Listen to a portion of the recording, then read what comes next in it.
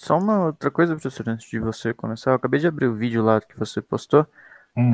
Sua voz tá bem baixa no vídeo, tá? Tá, Ah, assim, é? colocando no máximo, assim, dá pra ouvir. Não, Tá, engraçado não... porque eu usei o microfone perto da boca e fiz, assim, testei primeiro aqui, ainda ouvi o vídeo e meio que para mim funcionou. Eu vou tentar, obrigado por falar, eu vou tentar falar mais alto no próximo então. Tranquilo. Porque eu lembro que eu testei isso aqui e parecia que estava tudo ok. Mas bom saber que não está acontecendo isso. Porque o YouTube ainda faz pré-processamento, né? Depois que eu ponho os vídeos lá. Aham, Então, assim, não é que não dá pra ouvir, mas tá. não dá pra ouvir alto, por exemplo. Tem que estar de Mas assim, fone. mas é sempre assim, depois que eu faço os vídeos, e aí depois que eu subo, ele copia o vídeo, e o YouTube ainda faz um pré-processamento no vídeo. Eu não sei exatamente o que eles fazem. Eu acho que eles passam um filtro com perda para minimizar o tamanho dos arquivos, obviamente. Então talvez isso tenha afetado um pouco o volume. Tá, eu vou prestar atenção nisso. Tá, então voltando, a gente está na gravação agora, então você viu, a sua questão foi no livro, né? Ele basicamente era provar que raiz de 2 é irracional. Tá? Isso ele deu como um exemplo, né? Eu não lembro onde foi que ele deu esse exemplo, mas tudo bem. Qual é a. Ele quer provar por contradição, né? Então ele supõe que raiz de 2 é racional, uma Tá, hipótese. essa em geral é a forma natural que a gente prova. Esse é um exemplo, né? Sei lá. Prova. Então, realmente, isso é uma prova por contradição.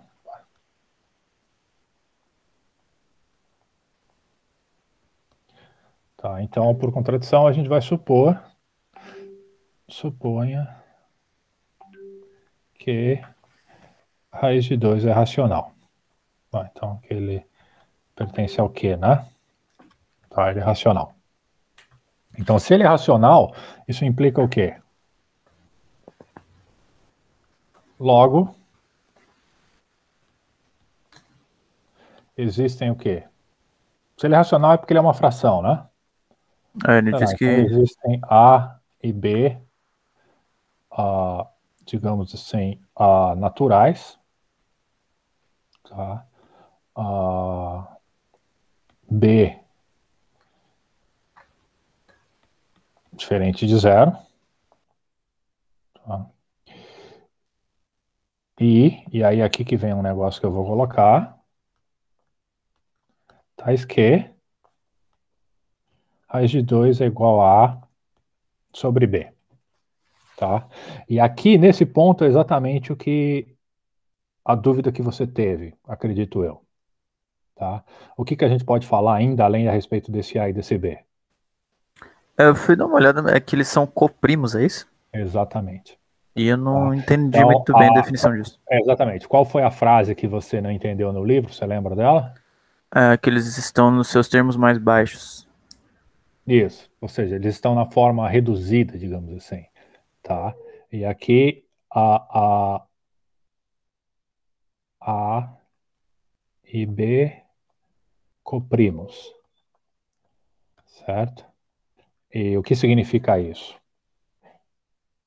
Significa que isso aqui é equivalente, né? Que o máximo divisor comum entre o A e o B, quanto é? 1, tá? Então vamos fazer um quadradinho aqui e vamos dar uns exemplos, tá? Por exemplo, essa fração aqui, 4 sobre 2, ela está na forma irredutível? Não. Obviamente não, né? Por quê? Porque isso aqui é a mesma coisa que 2. Mas eu posso escrever 4 sobre 2. Eu ainda posso escrever, sei lá, isso aqui como se fosse o quê? 8 sobre o quê? Sobre 4, certo? Concorda que essas aqui são todas formas diferentes de representar o mesmo número, tá? Uhum. Então, esses caras aqui, obviamente, eles não são coprimos, tá? Porque quanto é o MDC? Qual é o máximo divisor comum, por exemplo, de 4 e 2? Obviamente é 2, né? E aqui qual é o máximo divisor comum entre 8 e 4? Nesse caso é 4 mesmo, tá?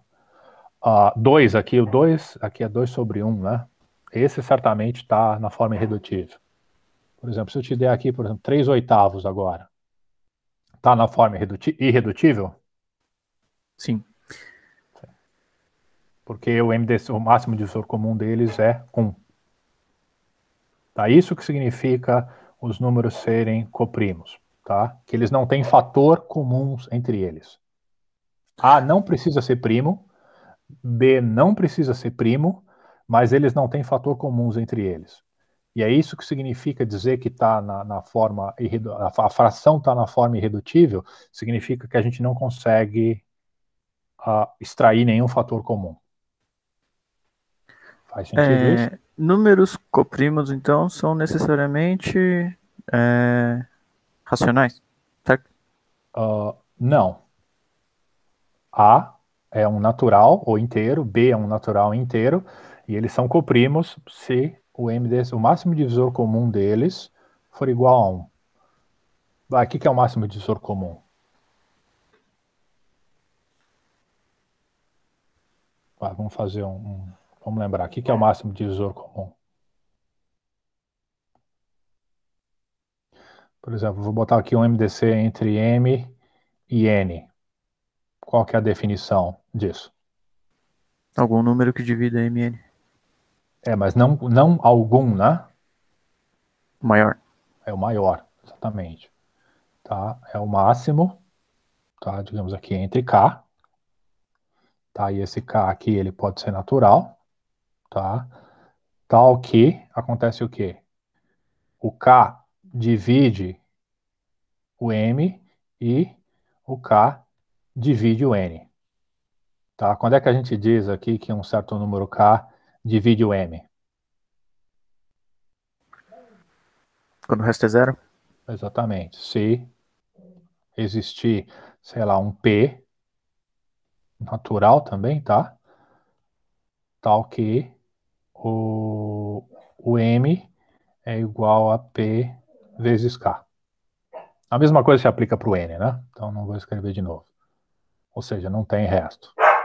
Por quê? Porque todo número pode ser escrito, todo número inteiro, tá? Pode ser escrito, por exemplo, pega quaisquer A e B agora. Tá? Estou pegando naturais só para não ter que lidar com sinais, tá? Só para ficar mais fácil aqui a explicação. Para todo A e B, o A pode ser escrito como, sei lá, uma quantia P vezes B mais um certo R. Em que a gente sabe que o R ele é maior ou igual a zero e menor que o B, né? Então, quando o resto é zero, é porque o número divide. Então, ao máximo divisor comum é o maior inteiro, maior natural, que divide os dois números MN. Então, quando esse maior inteiro é 1, é porque o número A e B eles não têm fatores comuns. Então, eles são ditos coprimos. Tá? É o nome que se dá para isso. Então, uma fração é irredutível se o numerador e o denominador forem coprimos. Minha dúvida então fica como formalizar que se uma fração é redutível, o número. A minha proposição é falsa. Se eu chegar a dois números que são uma fração irredutível, então minha proposição é falsa. Como eu formalizo isso? Bom, como você formaliza isso? Você escolhe, tá? Vamos escrever de uma forma um pouquinho diferente, então. Agora já sabemos lá o que são os coprimos, tá? Então, você supõe que 2 é racional.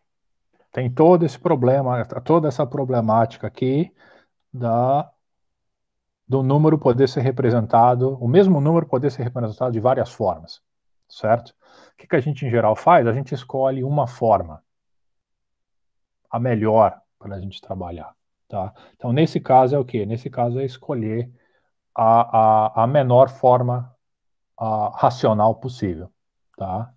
Então, sejam, então, A e B. Vamos botar aqui naturais. Com B de 0.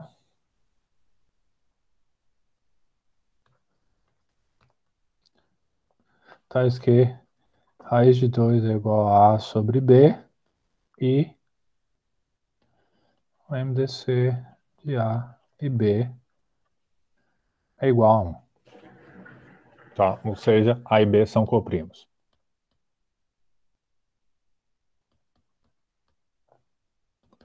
Bom, o que está acontecendo aqui? A gente está supondo que raiz de 2 é racional. Tá? Vamos ver as consequências disso. Se raiz de 2 for racional, ela pode ser escrita como essa fração aqui, concorda? Certo? Tá? E se ela pode ser escrita como essa fração, ela pode ser escrita como várias outras frações. Em particular, uma que é irredutível, concorda? Sim. Tá. É isso que você precisa para fazer a, a contradição. Vai, como é que a gente segue disso aqui agora? É, o livro segue provando que A e Temos que, B são pares, né? temos que, bom, isso aqui diz, se raiz de 2 é A sobre B, a mesma coisa que dizer o quê? Que B não, peraí. Que A é igual B vezes raiz de 2, concorda? Sim. Tá, só multiplicar os dois lados por B, né? E que, bom, a gente pode elevar ao quadrado, né? Os dois lados. Então isso aqui vai dar o quê?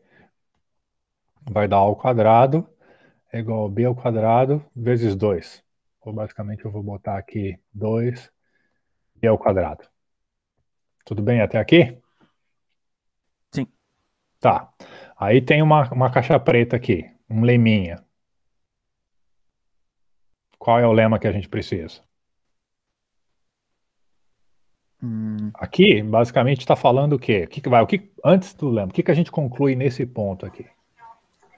que B é algum número A ao múltiplo de 2. quadrado é 2 vezes B ao quadrado. O que interessa é que o A quadrado é 2 vezes alguma coisa, né? Isso implica o que aqui?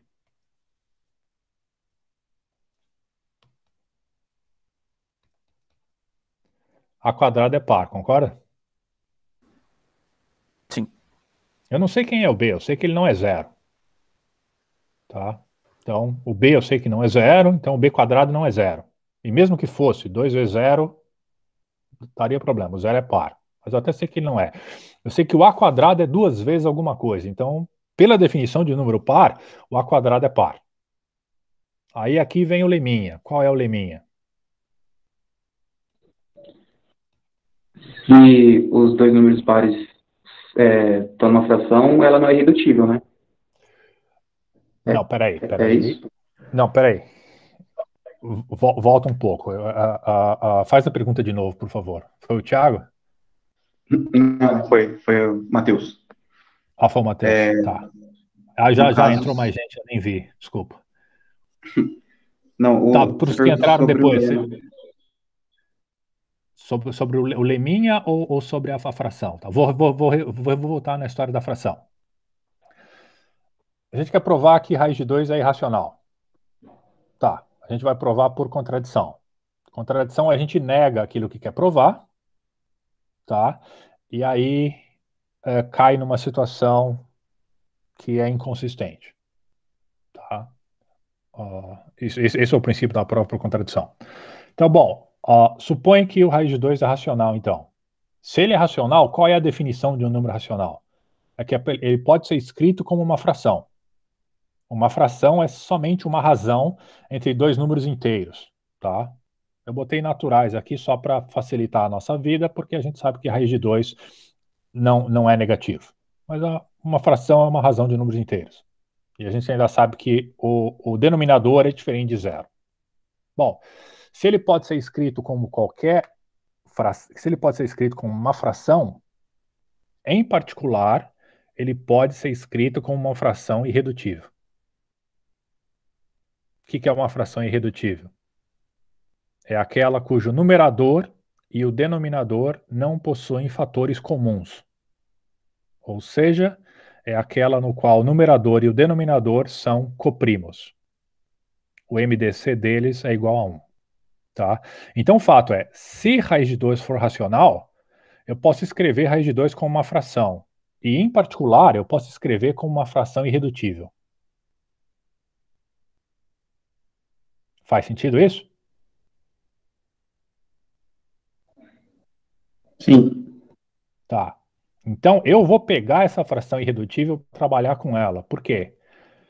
Porque sobre essa eu tenho um pouco mais de controle.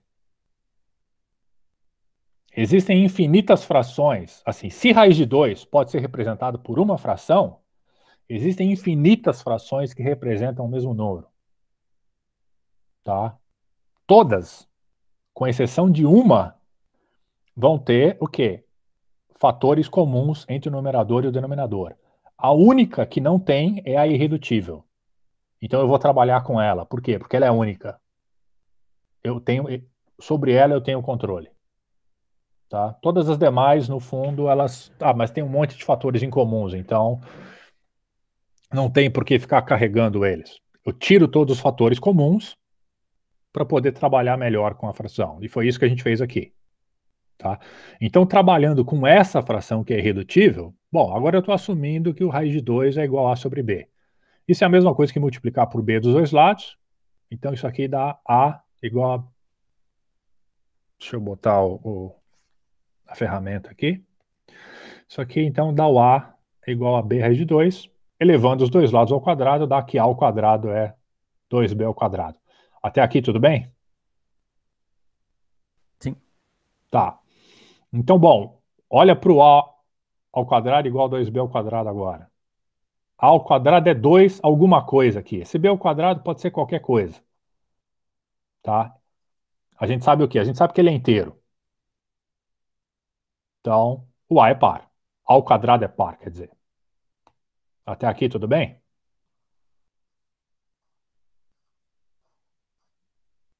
Por que o a ao quadrado é par? Por definição, né? Qual que é a definição de um número par?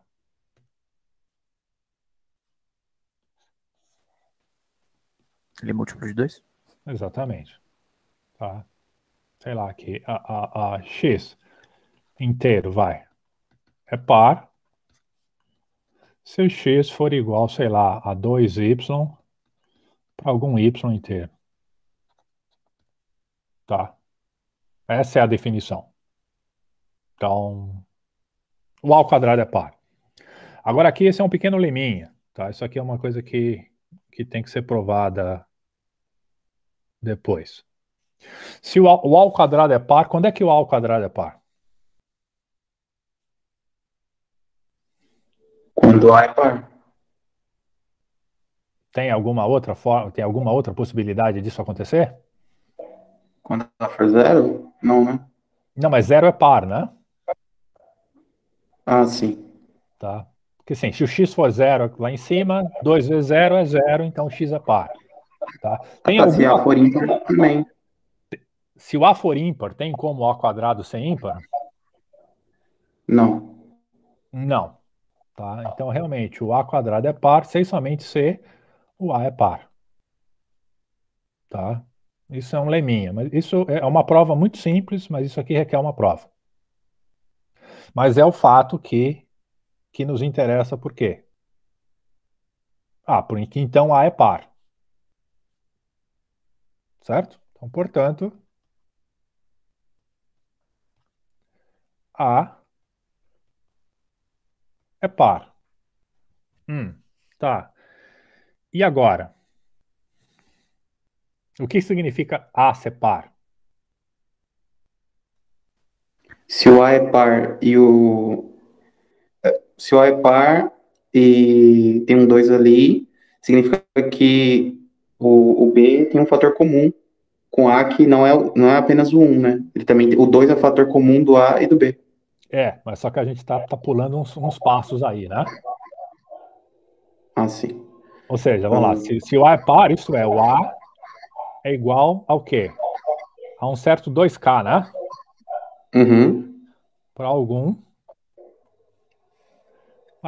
K inteiro. Aqui a gente está fazendo as provas naturais, tá? Tudo bem. Então isso aqui acontece o quê? Logo, substitui, vou chamar isso aqui de estrela, vai. Substituindo em estrela, o que que acontece?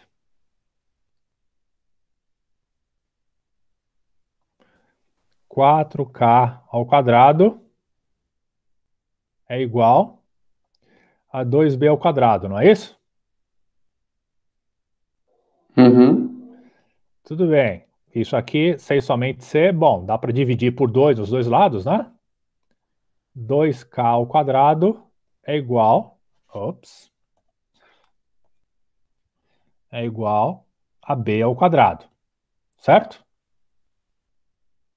Eu vou apagar esse Professor, pedaço posso aqui, fazer tá? uma interrupção? Oi. O lema, dessa forma que ele está escrito, tá certinho mesmo? Não sei. Porque aqui não desconsideraria que o fato de A sendo ímpar, A ao quadrado também é ímpar? Nesse caso aqui de ele sendo necessário e suficiente? Peraí, repete a pergunta, por favor. Eu não entendi a sua pergunta. Não, esse lema, da forma Hum. como você escreveu, A ao quadrado é par, C, somente C, A é par, ele tá certinho mesmo? Porque aí não estaria desconsiderando a possibilidade de A sendo ímpar e ao quadrado sendo par? Mas é possível isso? Se A for ímpar, A ao quadrado é par.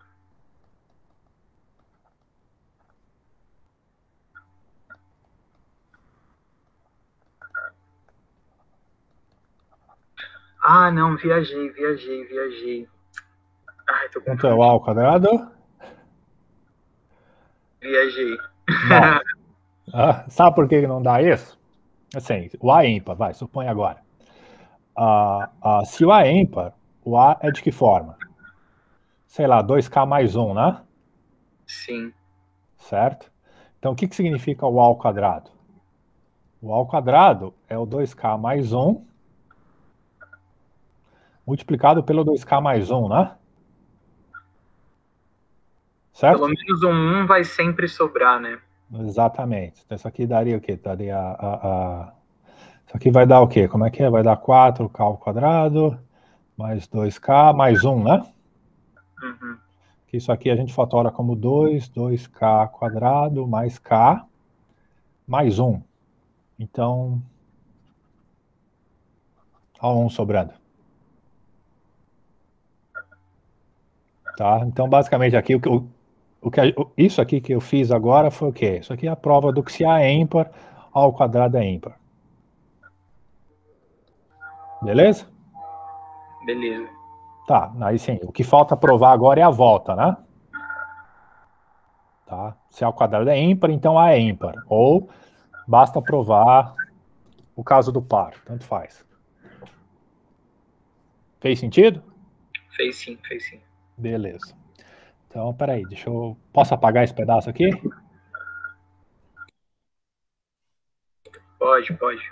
Tá, então vou apagar isso aqui. Ok.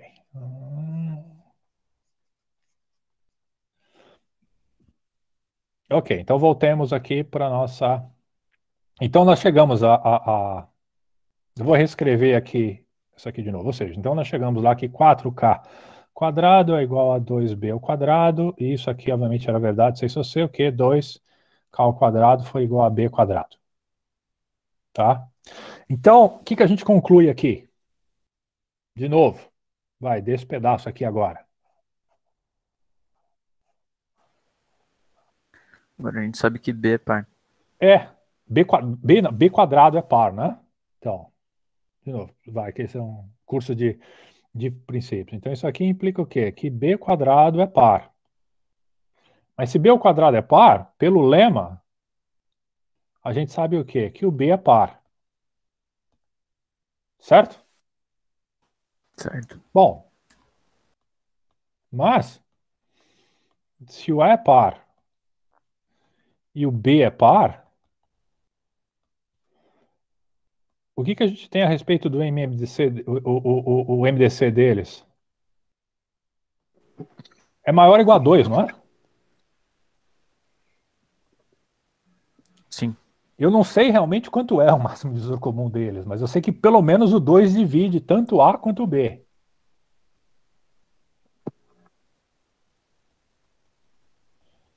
Isto é, vírgula.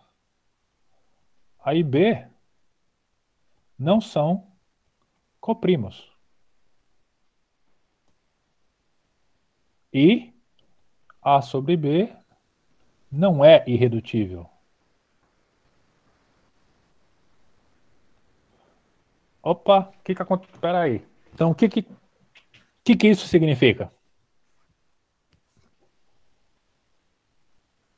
Lembra lá do começo? Deixa eu até trocar a cor aqui, botar uma cor vermelha. A gente supôs que o A e o B, A sobre B, essa razão que a gente escolheu aqui, essa que é a fração, a gente supôs que ela era irredutível, que o A e B eram coprimos. E agora aqui a gente acabou de achar que eles não são coprimos, então que essa fração é redutível. Mas a gente tinha escolhido ela como irredutível. Dá para uma fração ser redutível e irredutível ao mesmo tempo?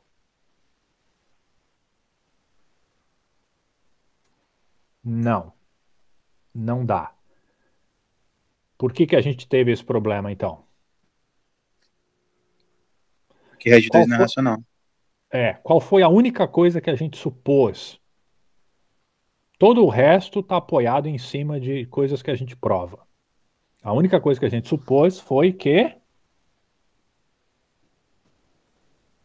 o raiz de 2 era racional.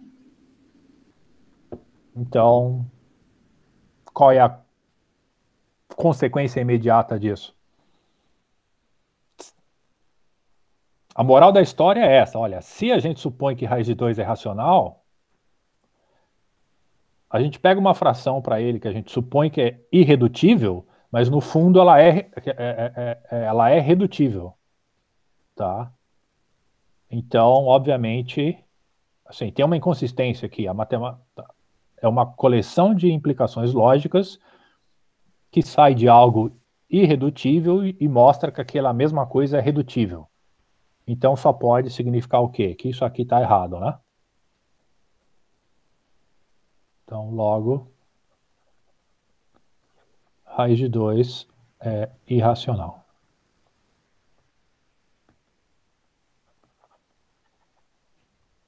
Foi a única coisa que a gente supôs.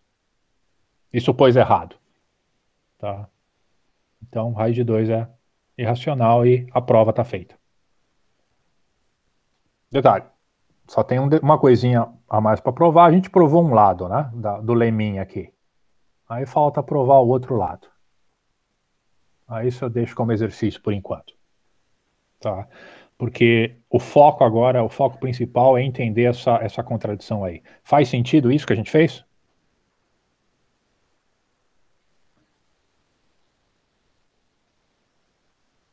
Todo mundo entendeu por que a gente caiu numa contradição? Uhum, faz sim. Uhum.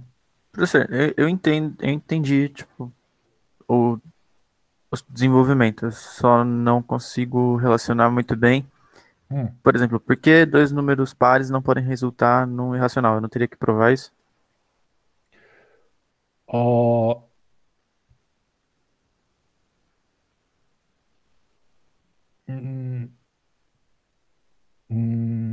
peraí, eu não. Deixa eu ver como é que eu. Deixa eu ver se eu entendi o que você falou. E deixa eu ver como é que eu explico isso. Acho que é aqui. Então, assim, isso. Como é que é? Você diz por que você não precisa mostrar que dois números pares são irracionais? 2A e B pares da forma que você colocou, né? Por que na igualdade lá, raiz de 2 igual a A sobre B, A e B não podem ser pares, porque isso resultaria num número racional. Isso eu teria que provar isso ou não? Não. A questão aqui é o seguinte, por que não? Tá? Detalhe, a gente tem que saber aqui, qual é a definição de um número ser irracional e racional, né? Primeiro. Então, vamos por passo de novo. Por definição, a gente sabe o que lá. Talvez eu tenha que pular para a próxima página. Ops, não. Tá? A gente começa, as coisas começam com os naturais, né? Que tem uma definição axiomática, tá? Que a gente não vai cobrir aqui, mas basicamente tem uma definição axiomática que cria os conjuntos naturais. Aí depois dos conjuntos naturais a gente faz o quê?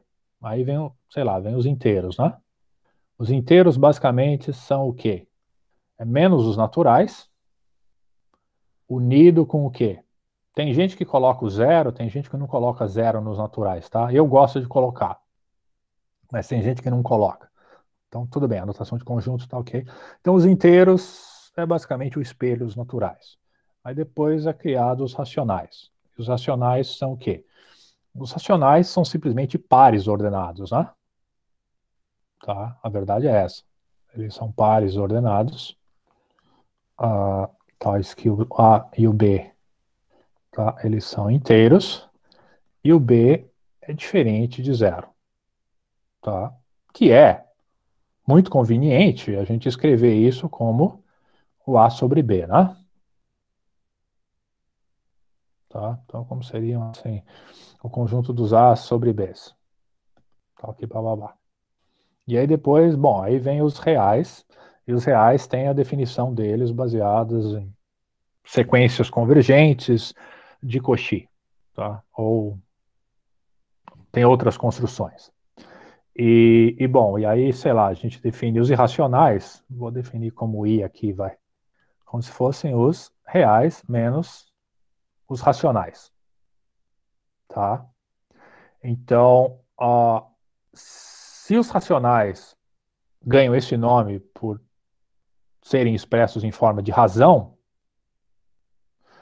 os irracionais, então, não podem ser escritos dessa forma, certo?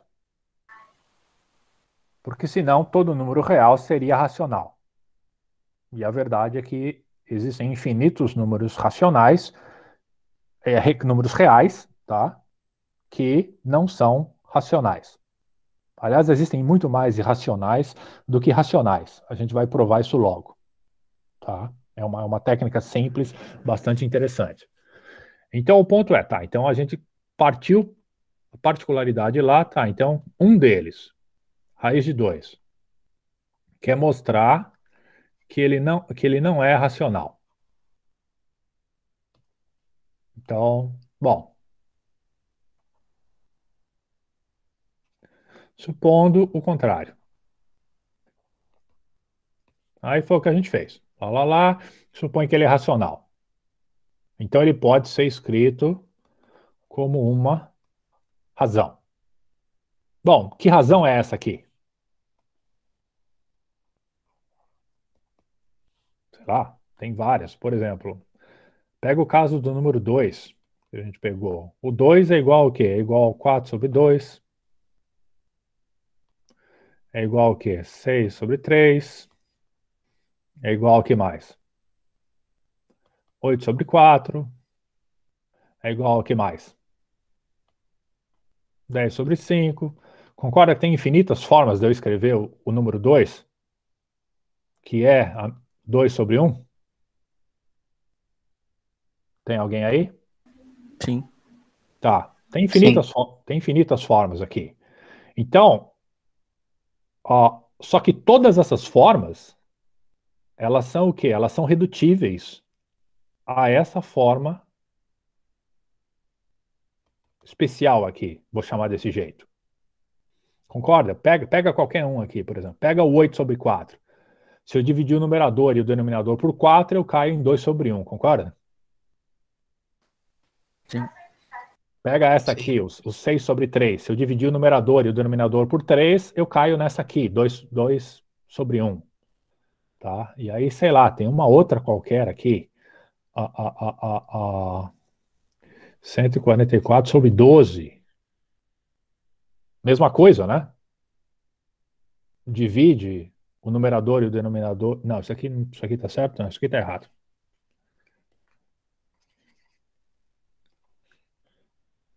Eu fiz conta com outra coisa. Tá, isso aqui teria que ser o quê? Vai, aqui teria o 12 sobre 6, e assim continua. Vai. 20 sobre 10,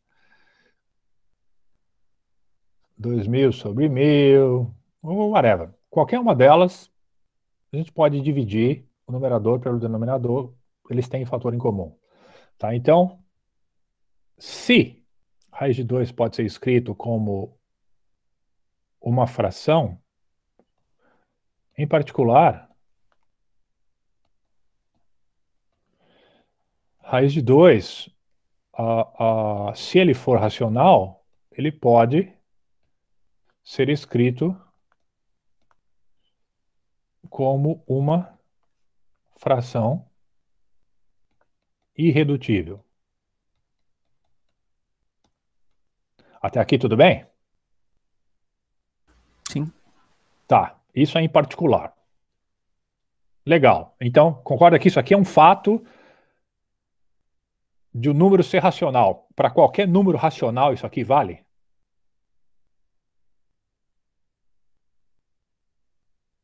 Concorda comigo?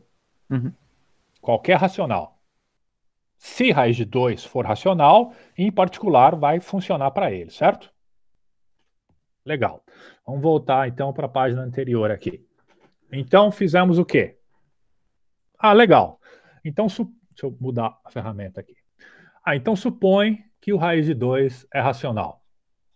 Bom, se ele for racional, eu sei que ele é expresso com uma razão e eu posso pegar essa razão ou essa fração irredutível. Legal? Legal. Então pega ela, a razão irredutível, a fração irredutível. E aí a gente começa o desenvolvimento. Aí não vou fazer o desenvolvimento passo a passo agora aqui de novo. Por quê? Porque o que a gente fez aqui mostrou exatamente que partindo dessa fração irredutível, a gente acabou de mostrar que, na verdade, ela não é irredutível. Ela é o quê?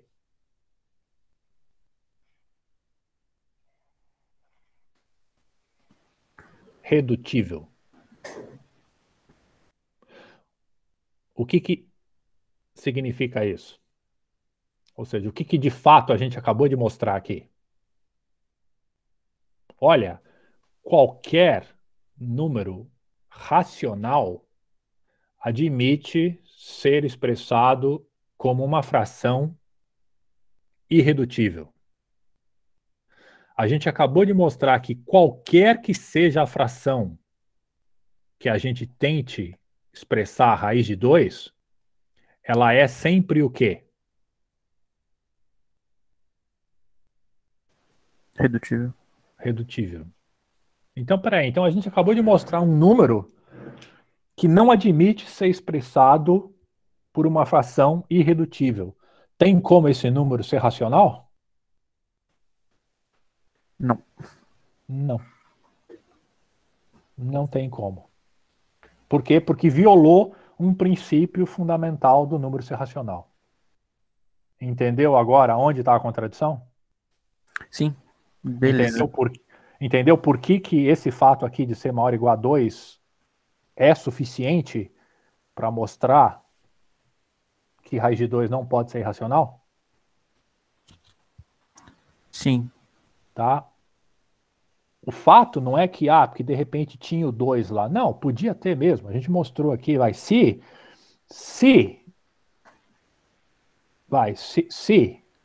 o raiz de 2 pode ser escrito como A sobre B, então certamente ele podia ser escrito como 2A sobre 2B, 3A sobre 3B, 28A sobre 28B, concorda que isso aqui funcionaria? Uhum. Tá, o 2 aqui não é o problema, podia ser 2, 3, 20, qualquer número. O fato é que se, vou chamar aqui um certo Q, ele é racional, existe uma fração irredutível, tal que o Q é igual a essa fração. Tá? Existe uma fração irredutível, sei lá, x sobre y aqui, tal que o Q é x sobre y. Tá? Isso aqui vale para todos os racionais. E a gente acabou de mostrar aqui um que a gente supôs que era racional, que olha, não dá. Tá? Qualquer fração que a gente pegue para o raiz de 2, ela é redutível. Então tá aí um candidato a racional que não tem fração irredutível que o exprime. Então, obviamente, qual é a conclusão? Raiz de 2 é irracional.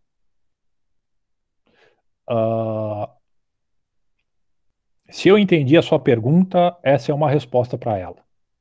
Agora você me diz se eu entendi a sua pergunta. Entendeu? E se você entendeu a minha resposta? Sim, entendi também. Na hora que você começou a fazer a outra página, né, classificando os números, já veio na minha cabeça o porquê disso não poder ser verdade. Uhum. Tá. Ok.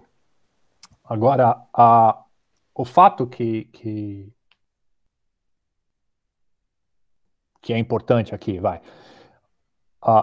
Essa foi a prova que mostra que a raiz de 2 é irracional. Obviamente, as provas mudam. Tá? Então, elas ficam mais complicadas ou menos complicadas. Mas a técnica de prova por contradição, ela sempre funciona desse jeito. Tá? Você supõe que a negação do que você quer mostrar é verdadeira. Você faz algumas escolhas, tá? De representação, da existência, e você sempre tenta pegar o quê? O objeto menor que você consegue. Nesse caso, foi a fração irredutível, que era a menor. No caso de grafos, às vezes a gente pega um contra-exemplo minimal, tá? Alguma coisa do gênero, tá? E aí a gente faz todo o desenvolvimento lógico. E chega no final contradizendo as características daquele objeto que a gente, as características dos objetos daquela classe que a gente escolheu. Então, aquilo que a gente supôs estava errado. Essa é e é uma técnica de demonstração muito útil. Bom, vocês certamente já viram ela aplicada várias vezes ao longo do curso. A gente vai trabalhar com ela algumas vezes mais aqui. Só tem uma coisa. A técnica de demonstração por contradição, ela não é construtiva. Tá? Então ela consegue te mostrar que certa coisa não é verdadeira, ou que certa coisa é verdadeira, mas se for verdadeira, ela não consegue, muitas vezes ela não te dá nada a respeito da estrutura do objeto que você está procurando. Ela mostra que ele existe, mas você não tem noção do que você está, como se parece aquele objeto que você está procurando. É a vida, tá? É uma técnica bem geral, poderosa, mas às vezes ela não responde tudo que a gente quer. Mas nesses casos de existência ou de afirmação simples, né, como de raiz de 2 é irracional, ela funciona muito bem. Perguntas, mais perguntas. Eu tenho uma outra dúvida do livro, mas se alguém quiser perguntar aí antes.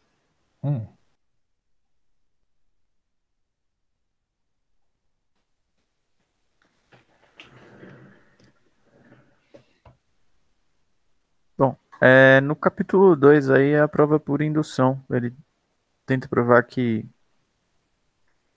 420 é maior que 422. Só que aí eu realmente não entendi o desenvolvimento dele. Ele desenha um retângulo e Se você puder ver lá no livro, professor, Eu acho que eu vou ter que ver, porque eu, eu nem sei do que ele está falando. eu No não capítulo 2, consigo. você falou? É logo. Quando ele explica a indução. Assim, é que eu nem consigo te descrever o que ele tentou fazer, mas. A indução tem um capítulo dela próprio, né? Sim. Ou não? A indução eu vou fazer uma aula, um vídeo só de indução. Vou falar do princípio da boa ordem, tá? Que é uma coisa simples. E que a indução é o uso do princípio da boa ordem. É que o princípio da boa ordem dá a indução mirim, que é chamado. Aí depois a gente faz induções estruturais que são as mais poderosas, mas no fundo é quase a mesma coisa. Eu não estou achando isso. Você lembra a página que isso fica? Eu vou tentar achar aqui e te falo. É no capítulo da boa ordem ou é da indução mesmo? Capítulo 2. Deve ser logo no começo do capítulo 2.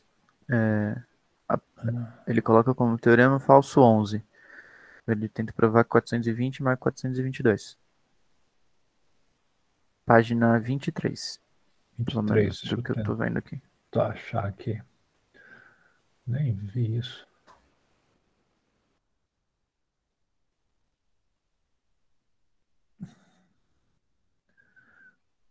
Peraí, na minha página 23.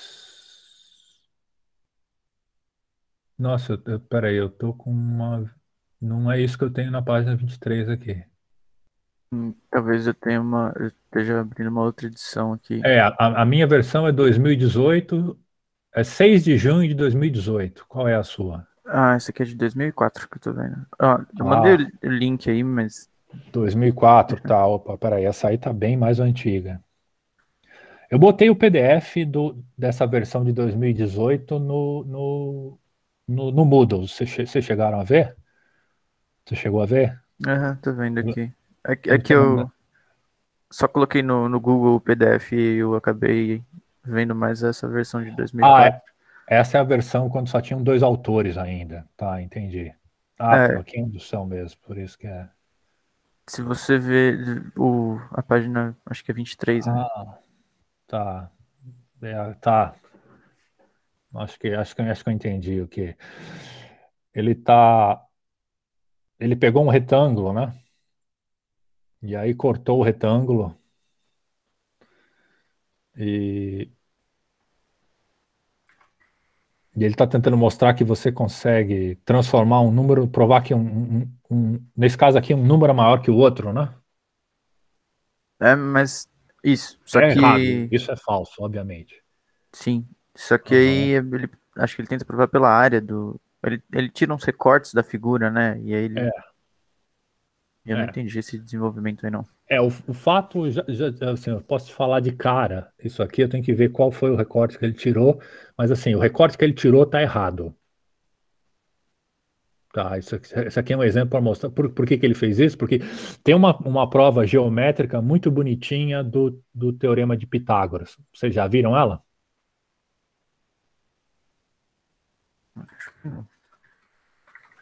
Eu posso fazer ela aqui para porque aí eu não preciso falar dela em vídeos. Tá? Tem uma prova de Pitágoras que é bem simplória, na verdade. Que lembra como é que funcionava o Teorema de Pitágoras mesmo?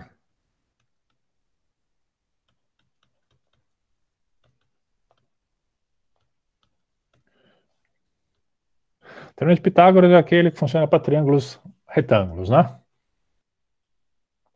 Então, se a gente tem um. Ops, deixa eu tentar fazer direito isso aqui, vai. Então, se a gente tem aqui.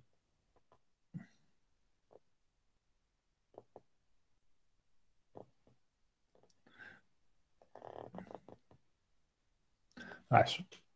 O triângulo não está tão bom, mas. Ops.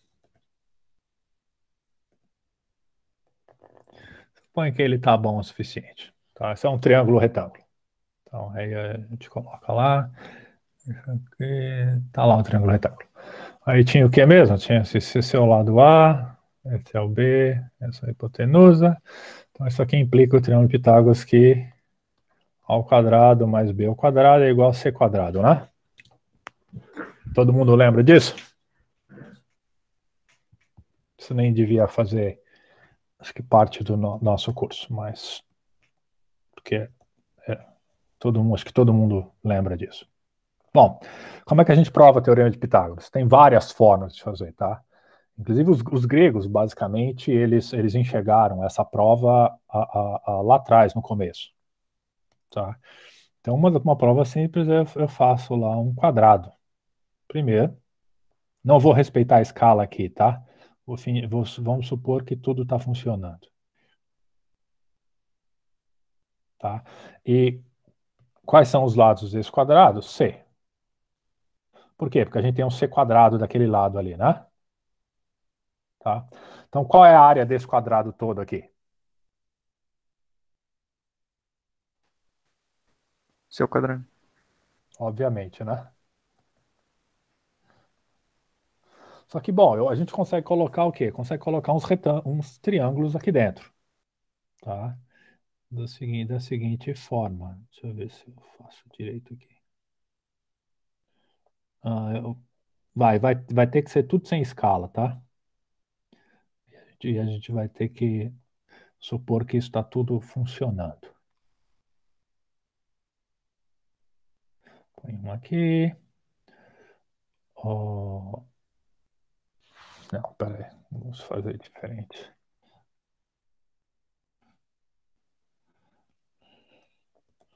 Põe esse aqui.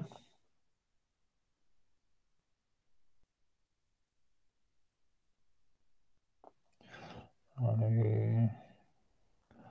Põe esse aqui. Aí põe esse aqui.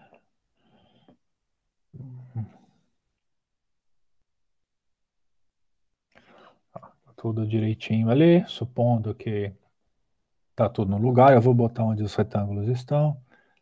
Aqui é retângulo, aqui é um retângulo, aqui é um retângulo, aqui é um retângulo. Tá. Então, quem são os lados aqui dentro? Se esse é o nosso lado C, esse lado aqui, quem é?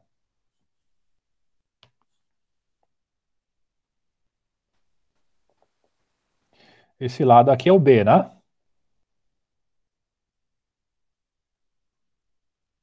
Faz sentido? Só que esse outro lado aqui, quem é? É o A, tá? Então, bom, quanto vale essa parte azul aqui que eu vou colocar aqui?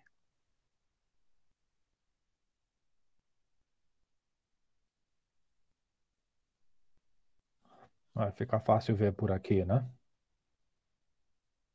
Quanto vale esse negócio aqui? Isso aqui vale A. Quanto vale esse aqui? Isso aqui vale B. Então, obviamente, esse azul aqui vale quanto? B menos A. B menos A. Então, tem um quadrado B menos A aqui dentro, né?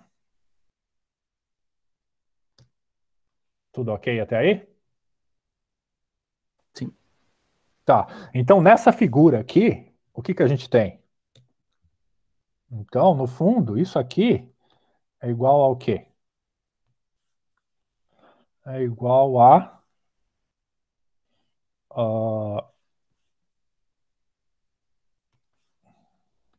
sei lá, a gente tem 4 o quê? Ups. Tem 4 triângulos.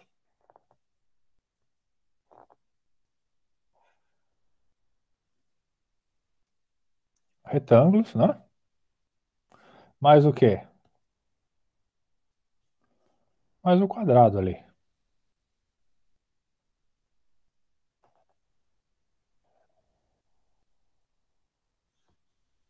Que é B menos A por B menos A. Faz sentido? Sim. Tá. Rearranja essas figuras.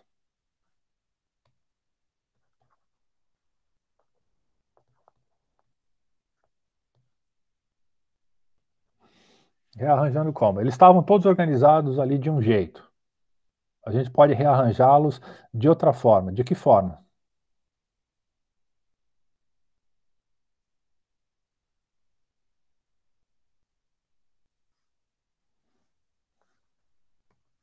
Coloca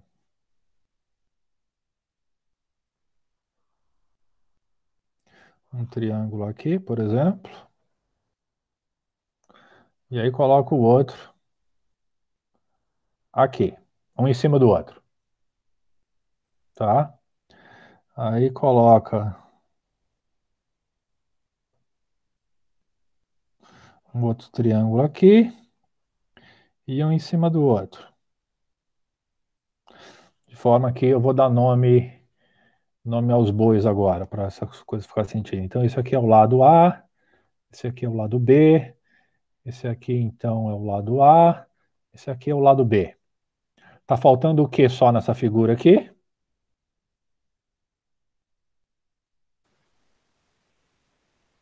B menos A? Isso. Tá faltando só colocar o quadrado B menos A aqui, né? Então, esse aqui é B menos A, e esse aqui é B menos A. Legal? Tá. Então, agora eu vou recortar desse jeito aqui. Bom, se aqui lá em cima é A, aqui embaixo é A também, né? Então, quanto é B menos A mais A? B. B. Então, tem um lado B aqui, não tem? E esse outro lado aqui também é B. Quanto vale esse pedaço aqui agora?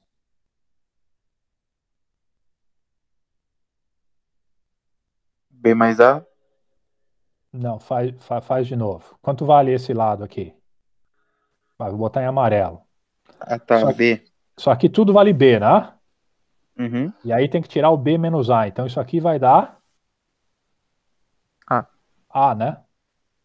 Então tem um A por A ali. Então isso aqui, no fundo, a área disso aqui, quanto é?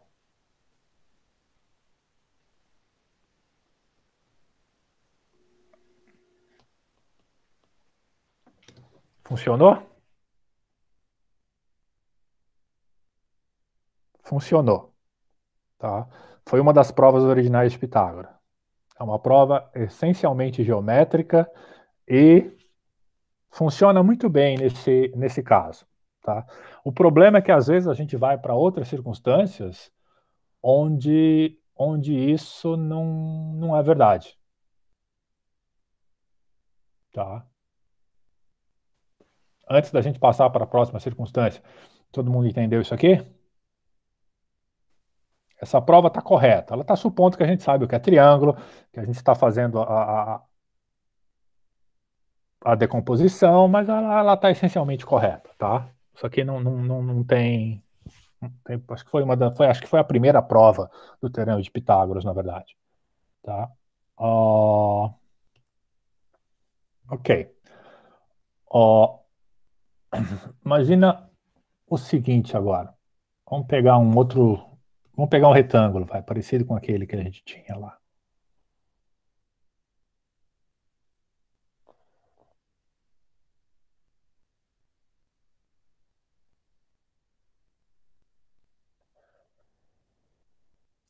Quanto eram as coisas lá, os números que ele usou? 21 por 20.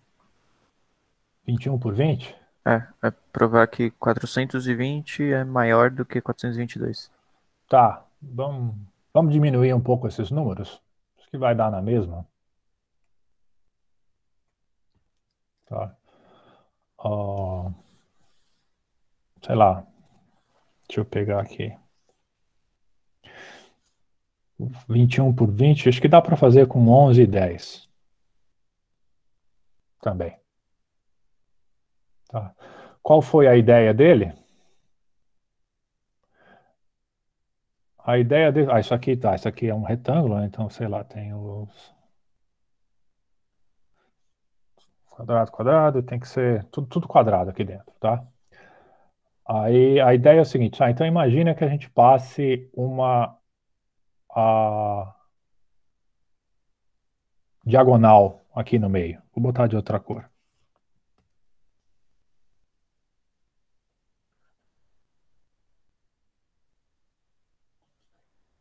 Tá. E aí, nessa diagonal, ok. Pega um triângulozinho aqui.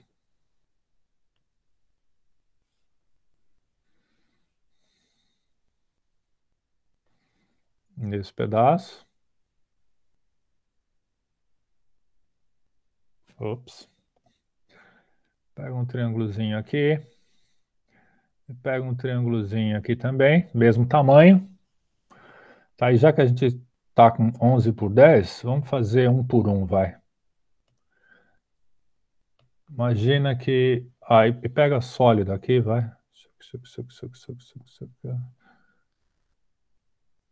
Então imagina que esse aqui tem lado 1 aqui por base 1, e esse aqui também tem base 1 por lado 1. Tudo ok? Sim. Tá. E aí a pergunta é, se eu virar essa figura do lado, bom, eu tinha aqui 11, né? Eu tirei 1 aqui, então eu fico com 10. Aí eu tinha 11, tirei 1, fico com 10. Tá. Então, se eu agora... Por que eu não posso rearranjar essa figura da seguinte forma? Eu jogo ela de lado. Opa, quero fazer da mesma cor, peraí. Eu jogo ela de lado. Aqui assim.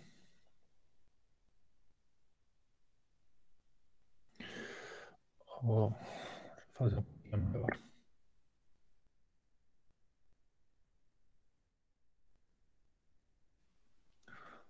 Ok.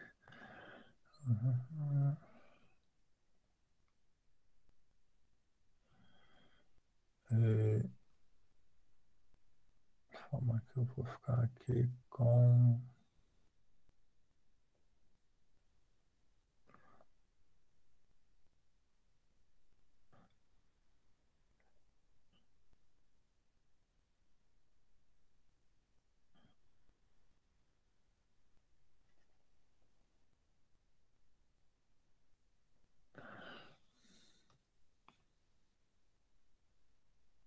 Espera aí.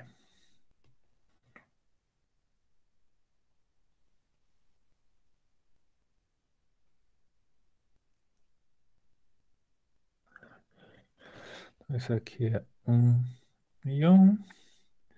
1 e 1. E agora eu tenho aqui... Ok, eu tenho 10. Eu tenho 11 aqui.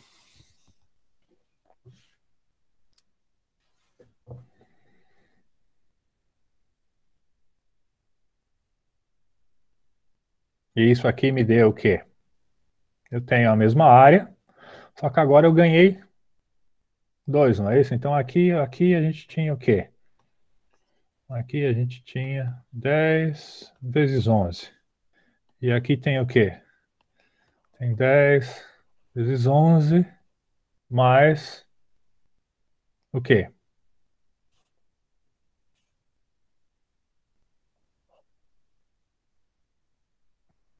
Um quadradinho, 1 por 1. Então, ficou maior.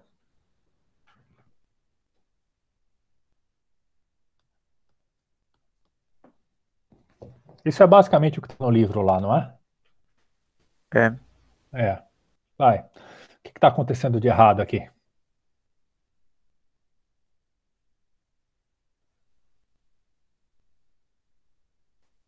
Quando você tira esses pedacinhos, os lados deveriam diminuir. E você tá tirando. Você não tá tirando um de cada lado, né?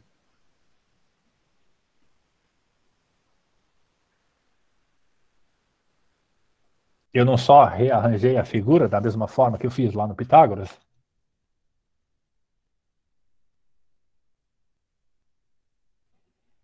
Tem uma coisa que a gente está supondo aqui que é o bug, digamos assim.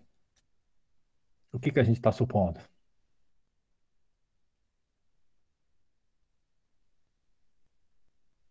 Que é possível construir esses triângulos com essas medidas.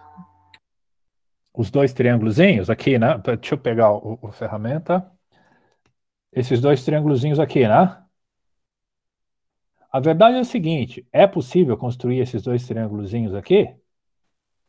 Certamente. Certamente. A gente vem aqui, marca um aqui e acha aqui onde a gente quer um. Marca um aqui e mostra onde a gente quer um aqui. Tá? Então, assim, construir esses dois triângulozinhos, tudo bem. Agora, a gente está supondo que eles têm uma certa característica que a gente usou aqui e aqui, que não é verdade. Qual é?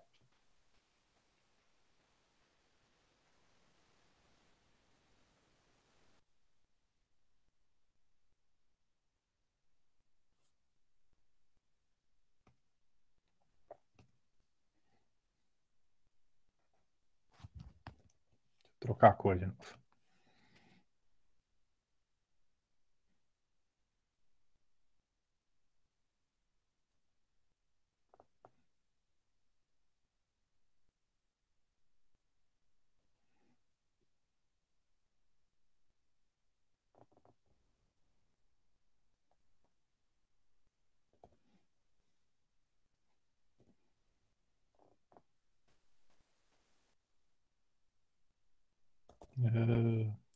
Tá difícil aqui.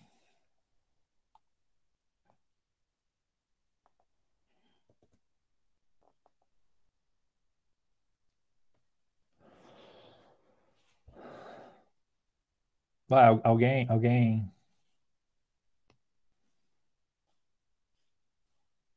Olha para isso aqui.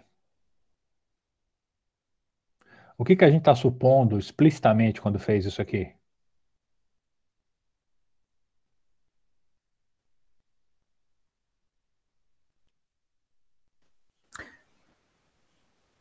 A área desses quadradinhos?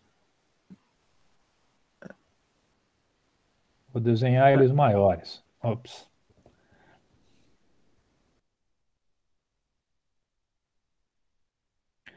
Não é basicamente isso aqui que a gente está supondo?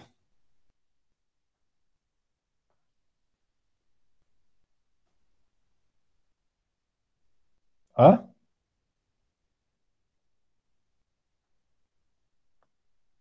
Que a gente tirou dois triângulos retângulos com lado 1 e lado 1 ali, e aí juntou os dois? Sim. Sim. Pergunta, esses triângulozinhos aqui são retângulos?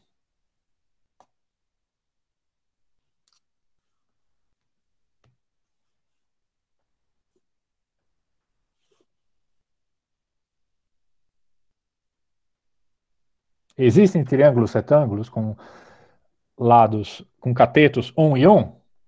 Certamente, a gente sabe disso. A pergunta é, esses aqui satisfazem as hipóteses?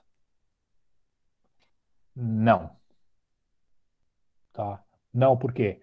Porque eles não saíram de um quadrado, eles saíram de um retângulo. Tá? Se fosse 10 por 10, sim, 10 por 10, a gente conseguiria. Tá? Se você for lá e fizer as contas, você vai ver que 10 por 11, essa diagonal aqui, tá? Ela está deslocada, ela não está a 45 graus, tá? O ângulo é ligeiramente diferente, ela está um pouquinho mais acima. Então, para conseguir um cateto aqui com lado 1 é trivial. Para conseguir o outro com lado 1, tá? O fato é que esses triângulos não são retângulos. Tá? Então, no fundo, o que acontece aqui não é que a gente tem um triângulozinho, a gente tem uma coisinha assim. Tá? Um ângulo um pouquinho diferente.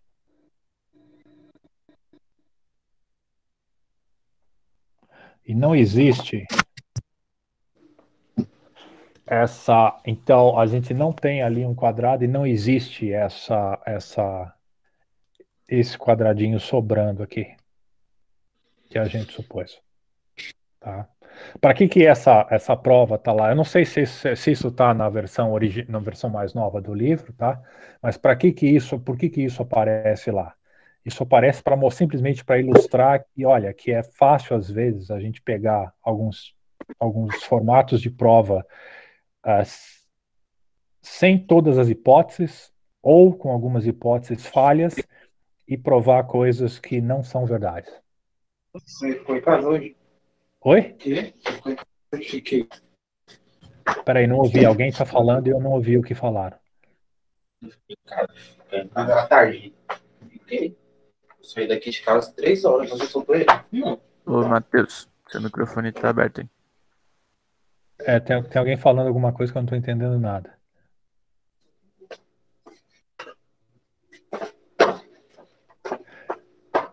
Vai, o Rafael que fez a pergunta. Faz sentido isso aqui? Entendi. Ó. Tá, isso aqui no fundo a gente estaria mostrando o quê? A gente estaria mostrando que...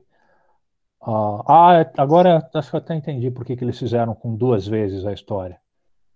Porque isso aqui daria 110, né? Isso aqui daria 110 mais 1. Então, se você faz com 2, fica um número no meio, tá? Aí aqui no fundo a gente está mostrando que o 110 é maior do que o 110.5, o que é uma tremenda inverdade.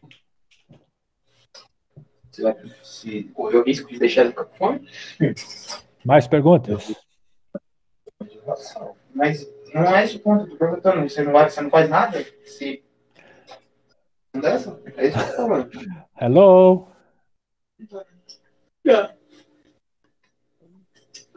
Matheus está com o microfone aberto.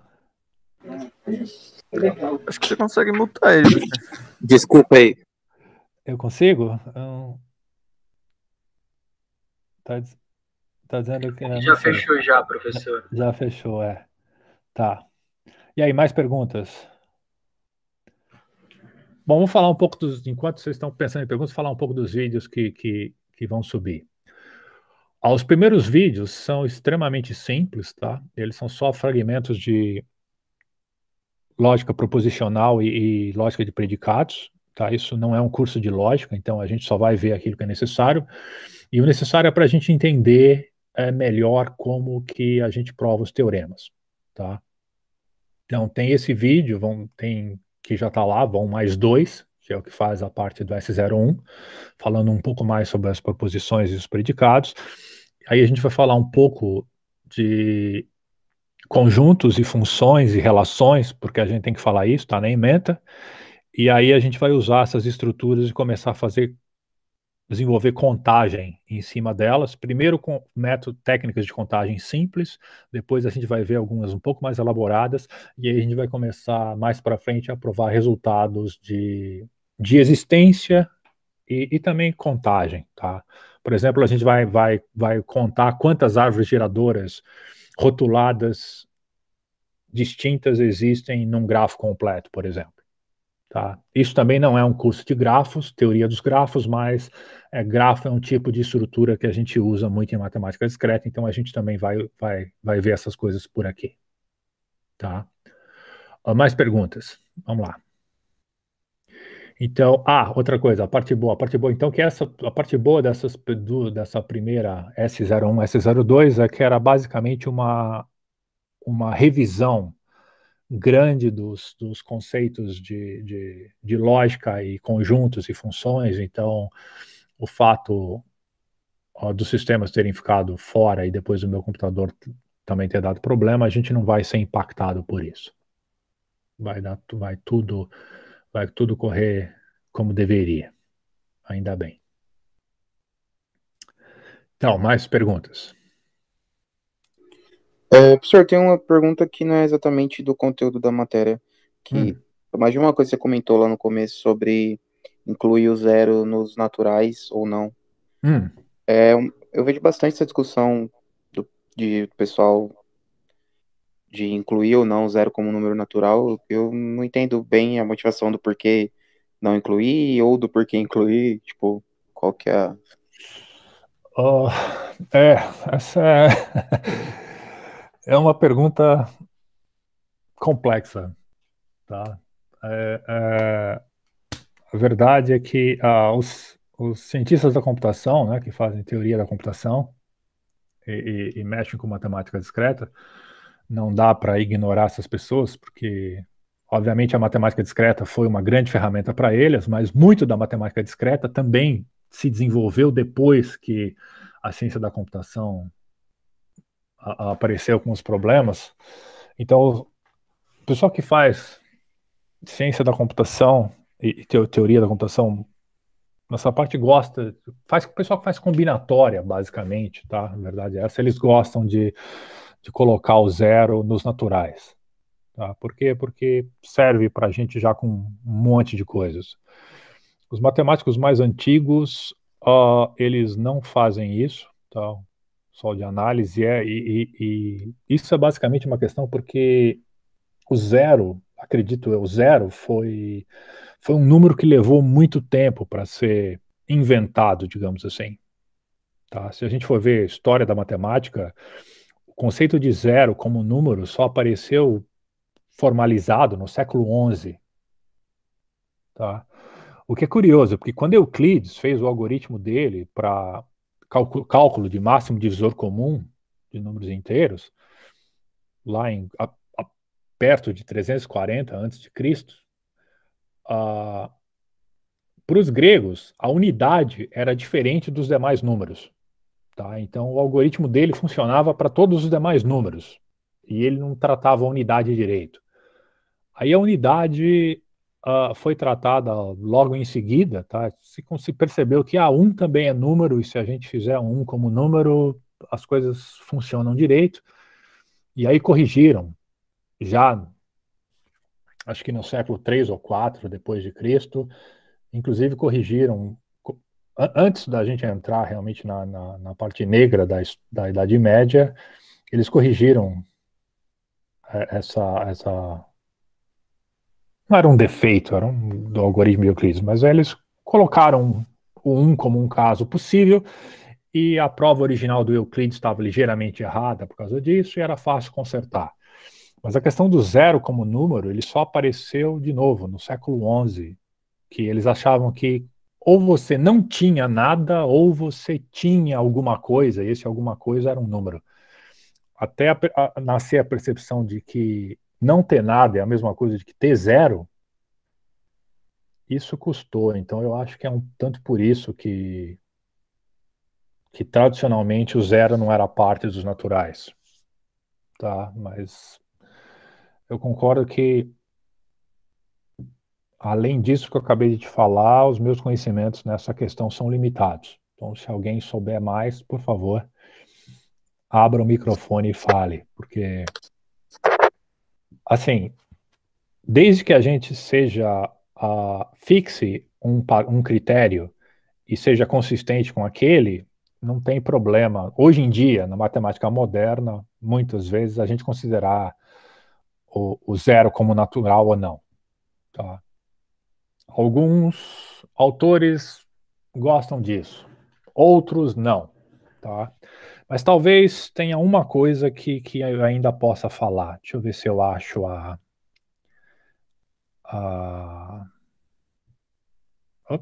página aqui. Tá aqui. Tá? Vai.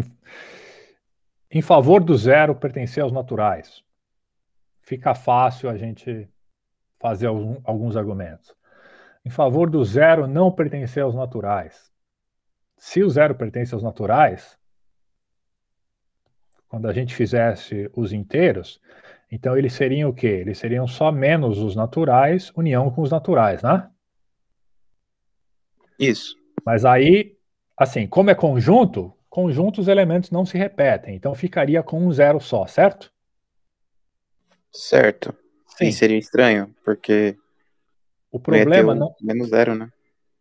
É aí que tá. Aí aparece o menos zero, que tem que ser igual a zero, né? A gente tem que definir isso. Tá? E isso aqui tem que ser definido, tudo bem, mas pode ser definido. Para os analistas, isso aqui é uma coisa um tanto quanto chata, tá? Mas eles passam, tudo bem, passam por cima. Até uma questão de álgebra, na verdade, mas tudo bem. A questão é que quando você faz contas, tá? Quando você faz contagem, aí você precisa se preocupar com essa questão aqui, em especial. E aí isso complica um pouquinho mais as fórmulas das contas em alguns momentos. Tá? Mas mas é consertável, tá? Então, sei lá. Acho que eu tô mais criando confusão do que explicando aqui. Não, eu entendi. Eu entendi que tem um contexto histórico por trás Tem um e que contexto histórico. aparentemente não é muito, tipo, não incluir ou incluir não gera nenhuma inconsistência que não possa ser resolvida, no caso. Não, Não pode ser. nesse caso não. É muito mais simples isso aqui do que aquela questão do zero elevado a zero, por exemplo. Entendi. Tá? Quanto é zero elevado a zero? Bom, esse é um curso de matemática discreta, então, obviamente, isso é 1. Tá? Porque nós somos discretos aqui. Os algebristas faz todo sentido 0 a 0 ser 1, e agora fala isso aqui para um analista. Tá? Um cara cuja vida dele é feita no contínuo. Ele vai falar para você que, olha, isso aqui não é nada trivial. Entendeu? Isso aqui, aliás, nem deveria ser, porque ele vai te dar lá uma família de funções convergentes que vai se aproximando cada vez de zero e de repente cada vez mais de zero, e de repente você define isso aqui como 1, é uma coisa totalmente descontínua. É engraçado, tá? Entendi. Mas outra questão até mais escabrosa ainda. Conversa qualquer dia com um estatístico, ou simplesmente tenta ver um estatístico frequentista conversando com um estatístico bayesiano. Vai sair faísca, tá? Então, sei lá, a matemática tem algumas questões assim, bom, desde que a gente seja consistente e tente trabalhar com aquilo de forma consistente e esteja atento para as barreiras e os problemas, eu acho que tudo bem. Então para a gente aqui, zero elevado a zero é 1, e a gente vai supor que o zero pertence aos naturais, a menos que a gente explicite o contrário, tá? Quando for o caso, a gente vai falar, olha, nesse caso aqui o zero não está nos naturais. E tudo bem, não vai ter problema. Entendi, valeu. Mais perguntas, vamos lá. Professor, você pode digitar o nome do livro que você falou em português, o livro que você disse que tinha tradução, por favor? Você pode digitar no chat? Posso. Peraí, deixa eu ver aqui. Quer ver? Posso fazer um pouco melhor que isso, acho. Ops, peraí, tô me perdendo aqui.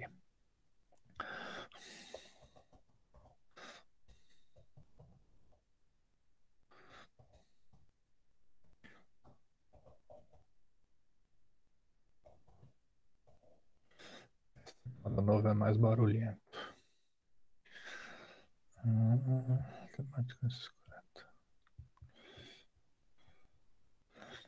Tá, deixa eu fazer assim. Ops.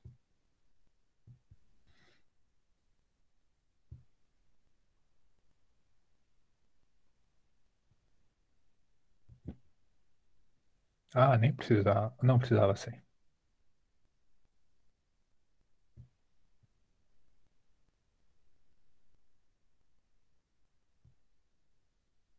Isso vai ficar engraçado agora. Olha a recursão funcionando. Alguém tá vendo isso?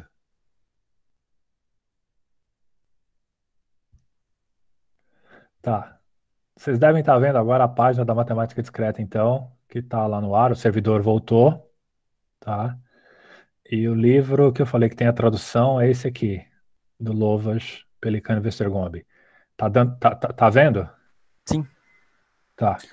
Então, ele tem a segunda edição brasileira, tá? Foi publicado pela Sociedade Brasileira de Matemática. O que é bom porque os preços da SBM costumam ser bem baratos. Tá? A versão original vendida no Brasil, acho que tem o preço ridículo de R$ 600, uma coisa assim. É um livro de capa mole, com cento e tantas páginas. Bom, whatever. Deixa isso para lá. Bom, de novo, eu sei que existe o PDF da versão em inglês por aí.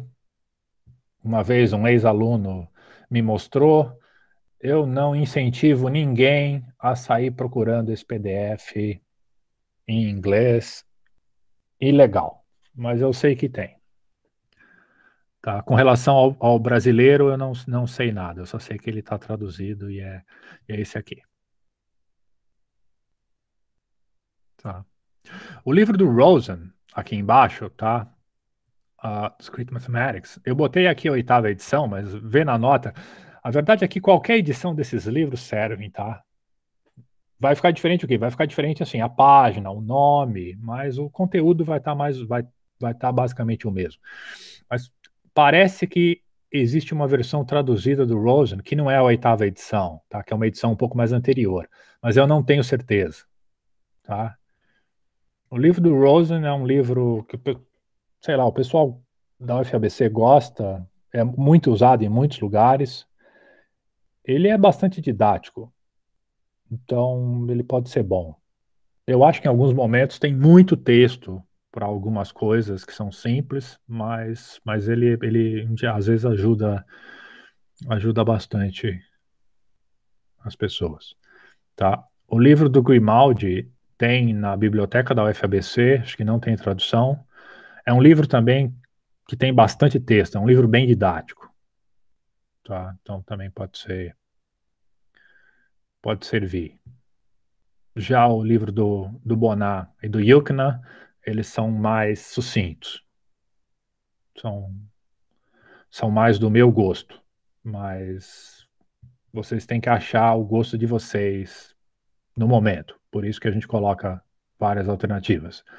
E o gosto muda com o tempo, tá? Então, não se preocupa com isso.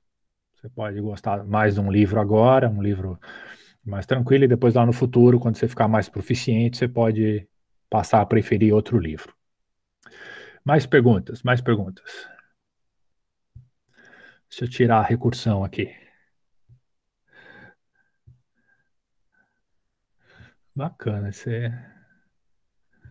Eu não sei se você falou antes de eu entrar no atendimento, mas tem mais ou menos uma ideia de quando que vai sair a primeira lista? Tenho, essa semana já. E o Com prazo dela é de quanto umas tempo, mais ou menos? duas semanas para resolver em geral. Beleza. Tá, vai ser...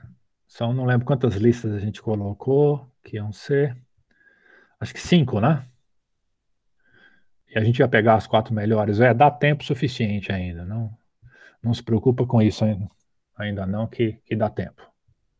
E o material, o conteúdo coberto pela lista vai ser das 2 primeiras semanas? O da primeira lista vai ser essencialmente a fragmento de lógica proposicional e de predicados e conjuntos de funções e relações, que é revisão. Beleza. Tá? A primeira lista é só sobre o material que vocês já deviam estar, assim, já ter visto isso várias vezes. Aquela coisa que até fica um pouco chato a gente repetir isso nas primeiras aulas, mas está na ementa, a gente tem que fazer. Então, às vezes fica meio chato, você vem para um curso, pô, vou ver um monte de coisa nova, legal, aí começa o curso com aquilo lá, pô, mas de novo esse negócio de conjunto, mas é só para a gente fixar a nomenclatura e notação e botar os conceitos todos na mesma base, e aí a gente vai para frente. Legal? Mais perguntas, mais perguntas. Valeu.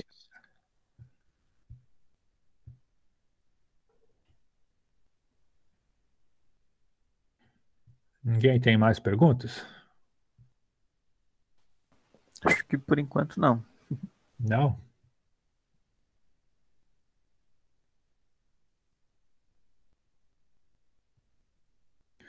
Sei lá, se ninguém tiver mais pergunta, eu vou começar a fazer pergunta eu aqui, então.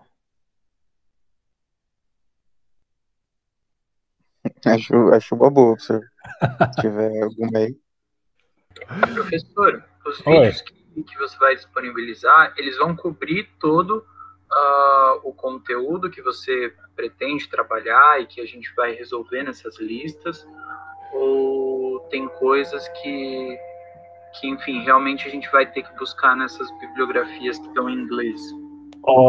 Não, basicamente, o que eu vou garantir nos vídeos é que o ferramental necessário e os principais resultados que você tem que ter visto para ter ideias semelhantes para resolver as questões da lista, eles vão estar nos vídeos, tá? Obviamente não dá para cobrir a quantidade enorme de exemplos que são colocados num livro de 1000 e tantas páginas num curso desses, né, em aula, tá? Então, a bibliografia, ela serve de apoio, tá, para vocês verem o texto escrito, assim, poderem estudar por uma outra fonte e verem alguns exemplos extras, tá, que isso é muito útil, tá, principalmente em matemática discreta. As listas, elas não são assim, simples aplicações imediatas de coisas que a gente fez nos vídeos, tá? Algumas até são, mas outras, o que interessa é o mecanismo, tá? É você ver a forma que foi usada para pensar, para resolver uma questão no vídeo, como é que a gente usa para resolver alguma coisa semelhante nas listas, tá?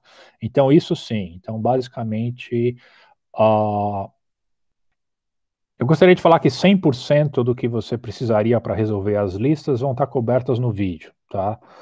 Vou falar que é 100% menos epsilon, digamos assim. Talvez tenha uma ou outra coisa que eu fale para vocês olharem explicitamente em algum livro, porque vai ser útil para vocês. Tá? Essa é a ideia. Fato é, vou responder uma pergunta agora que eu acho que você não fez, tá? Qual é o verdadeiro aproveitamento dessa disciplina sem que você leia o livro indicado? Só com os vídeos. Não vai ser tudo o que você poderia ter tirado dessa disciplina. Tá? Porque a disciplina compreende os vídeos que a gente faz, a leitura que você faz na bibliografia e essas aulas de atendimento, tá? Mais as listas de exercícios que servem como avaliação. Então, se você conseguir fazer as listas só com o vídeo, tudo bem, você vai ser aprovado numa boa. Você vai ter aproveitado tudo que você podia da disciplina? Não. Tá? Não, não dá. Para aproveitar tudo da disciplina, faz parte você ler o livro também. Tá, mas como eu falei, essa foi a pergunta que você não fez, eu que fiz. Então, só para. Porque eu acho que valia a pena. Uhum. Tá. Então, alguém tem mais alguma pergunta de alguém?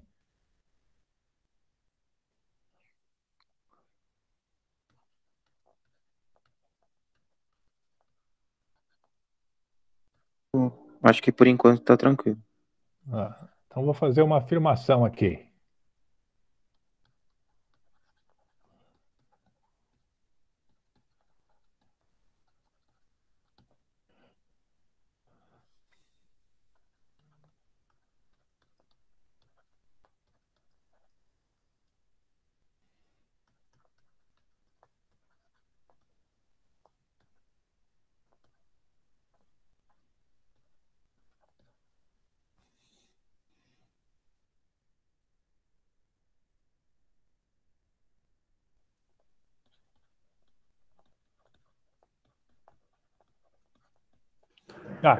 Então, todo polinômio ax² mais bx mais c tem duas raízes nos complexos, em complexos. Verdade isso?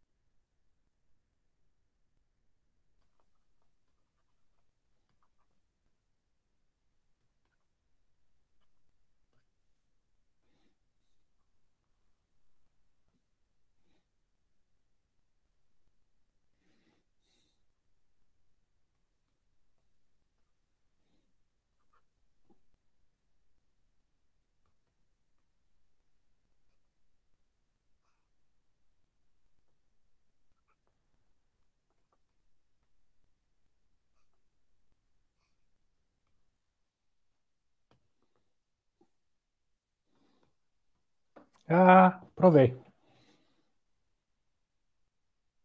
Provei mesmo?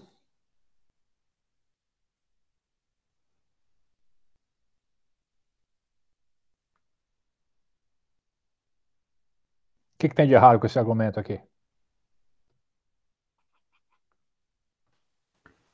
Você não garantiu que x1 e x2 são diferentes, né? Exato. Esse é o primeiro. Exatamente. Tá.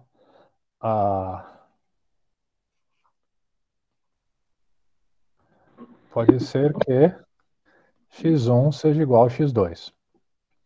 Isso acontece quando b quadrado menos 4ac é igual a zero, né? Uhum. Ele pode ser maior que zero também, né? O b quadrado menos 4ac pode Aí, ser maior que zero.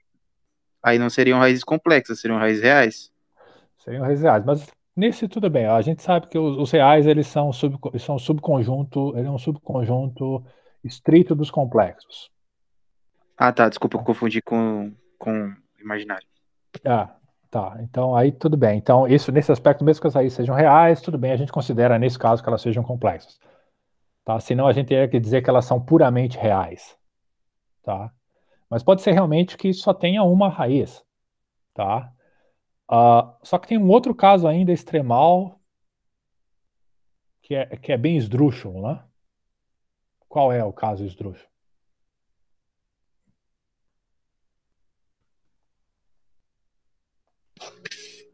A igual a B igual a C igual a zero, né?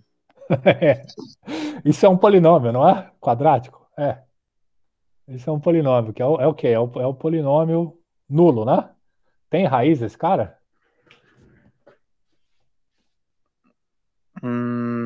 Não, é indeterminado a minha Não, determinação? esse aqui tem, né? Quantas raízes esse cara tem aqui? Mas por Primeiro, definição, se esses coeficientes são iguais a isso, ótimo. Assim, eu ouvi a palavra que eu estava procurando, tá? Definição. Qual é a definição de uma raiz? Vamos lá. Ah, sim. Vamos tentar organizar um pouco essa bagunça aqui.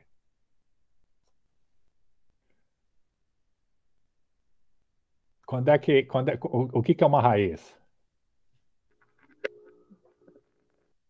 É um valor que zero o polinômio. Isso. Ou seja, então, vamos dizer assim, y pertencente ao complexo aqui é uma raiz do polinômio. Vamos chamar aqui p de x igual a x quadrado mais bx mais c, se o quê? Se o p de y for igual a zero, né? Legal. Tá. Se o nosso polinômio for esse aqui, p de x é igual a 0x, a quadrado mais 0x mais zero. Quantas raízes esse cara tem? É infinitas raízes. Qualquer x Infinitas. é uma raiz, né? Qualquer x serve, aqui dá zero, né? Concorda? Então, que duas o quê, rapaz? Não tem duas como? Entendeu? Duas onde? Acabamos de ver aqui um caso onde só tinha uma. Agora aqui infinitas. Mas a gente podia ter um outro p de x aqui que podia ser 0x quadrado mais 0x mais 1. Quantas raízes esse cara tem agora? Não vou chamar de p, vou chamar de q aqui, vai, para facilitar. Quantas raízes o q tem? Nenhuma. Nenhuma. Exatamente. Isso aqui tem infinitas. Esse nenhuma. Tá? Então, é uma afirmação aqui que era totalmente falsa, né? Tá? Fato é, que técnica de prova que a gente usou nesse caso? Foi uma prova direta. Não. A gente provou por contradição. Não. Tem indução? contra no nome, mas não é contradição. Ah, contrapositivo. Também não.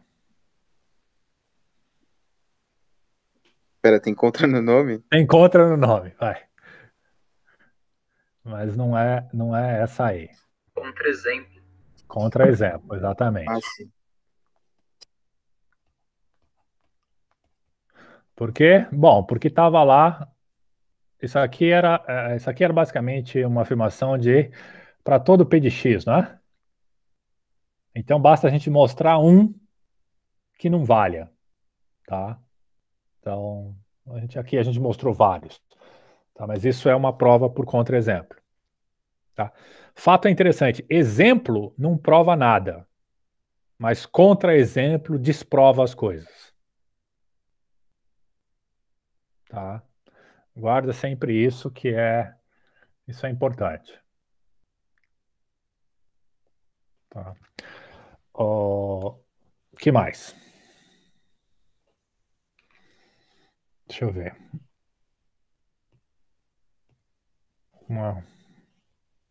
Já apareceu alguma pergunta?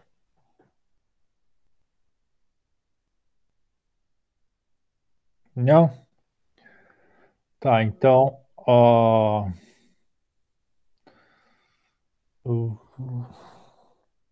sei lá, são coisas que eu vou acabar colocando no.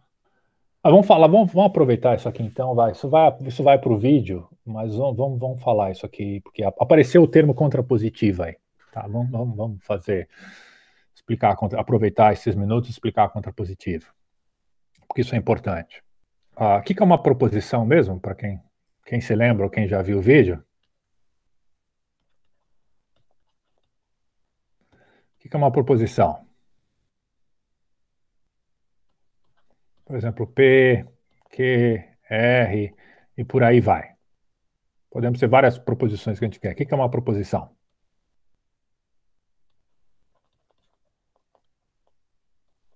É uma declaração, né? Ou uma afirmação que é verdadeira ou falsa. Tá? Legal. Então, a P implica que, tá? Isso aqui é P implica que. O que significa essa implicação? Tá? O que ela garante para gente? Tá? Ela garante que sempre talvez eu tenha que dar um nome para isso aqui. Fica mais fácil falar. Vou chamar isso aqui de φ, tá? Fórmula φ. Sempre, ou digamos assim, ops. Vou chamar isso aqui de φ, tá? Então, φ é verdadeira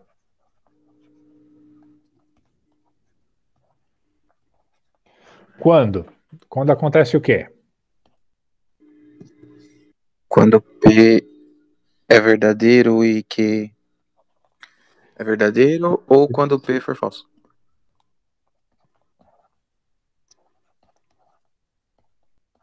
Exatamente. Se P for verdadeiro e o Q for verdadeiro, φ é verdadeira. Se o P for falso, aí tanto faz quanto vale Q, tá? Φ é falsa se o quê? O P é verdadeiro e o Q é falso, certo? Então essa é a implicação direta. Vai. Qual é o reverso?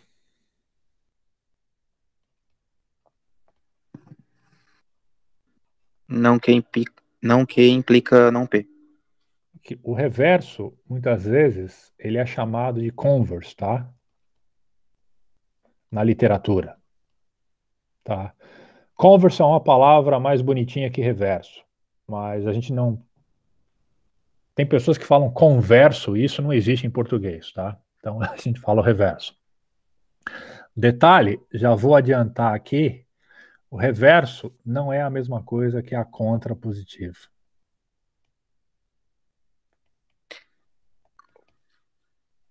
O reverso, no caso, seria recíproca, então? É, exatamente. Tá? O reverso também pode ser chamado de recíproca. Tá. Qual é a recíproca de φ, então? Que implica P. P implica que a recíproca seria Q implica P. Tá? O que é a contrapositiva de φ?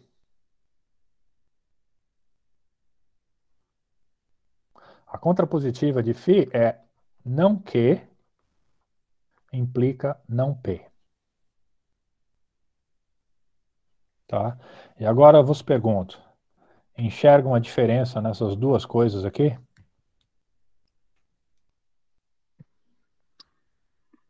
A negação não é a mesma coisa, né, nesse caso. Não é a mesma coisa. Tem uma outra ainda que ele chama do inverso, tá? Quem que é o inverso de φ? Vou tirar isso aqui da frente já. O inverso de φ é simplesmente o não P implica não Q. É a complementação dos dois lados. Tá?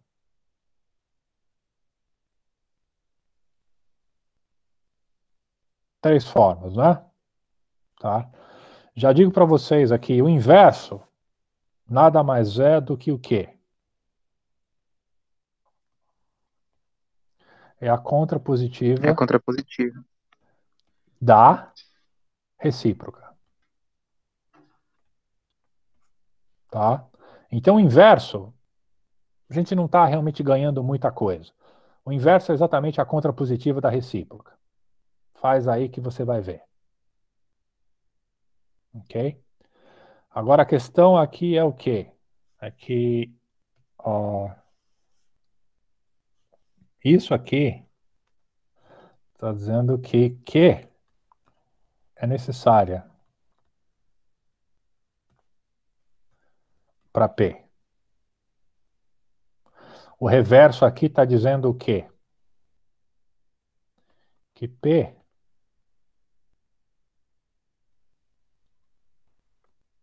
é necessária para Q. Isso são coisas bem diferentes, né? Tá? Q é a condição necessária para P e P é a condição necessária para Q, são coisas bem diferentes. Já a contrapositiva, não. A contrapositiva está falando a mesma coisa, né? Tá? O que a contrapositiva está falando aqui?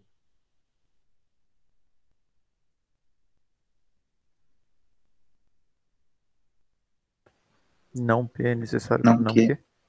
Uhum.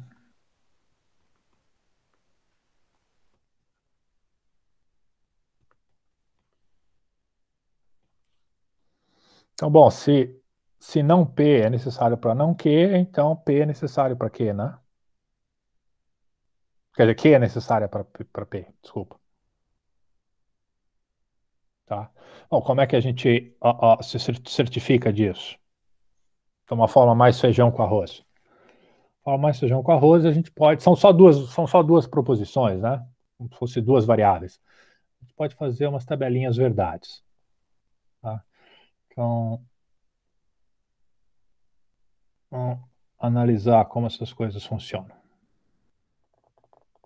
Para aqueles que já estão cansados de ver isso, peço desculpas, mas a gente tem que gastar um tempinho nesse curso com isso. Então, lista o P aqui, 0101, 1011, tá? E vamos fazer aqui o P implica que. Como é que a gente preenche aqui o P implica que? Verdade. Verdade porque o P é falso. Então isso aqui obviamente é verdade, verdade, né? Uhum. E aqui? Falso. Isso é falso. Falso. E aqui? Verdade. Verdade também. Legal. Vamos fazer o não que implica não P agora?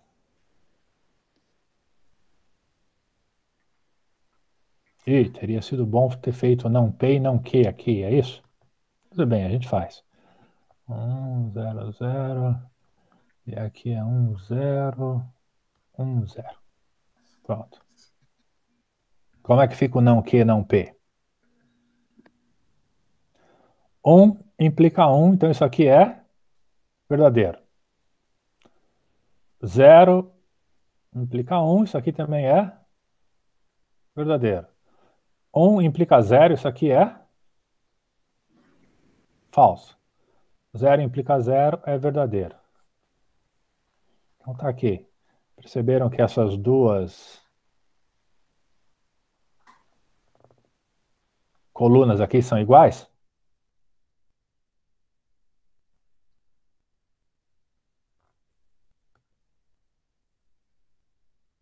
Fato trivial, né?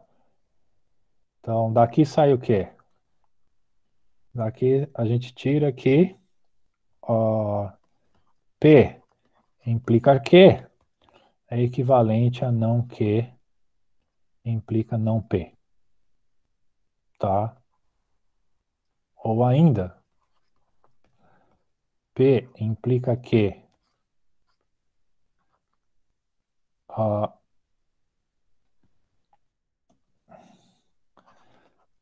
C só C não Q implica não P. Isso aqui é uma tautologia. O que é uma tautologia? Diz para mim.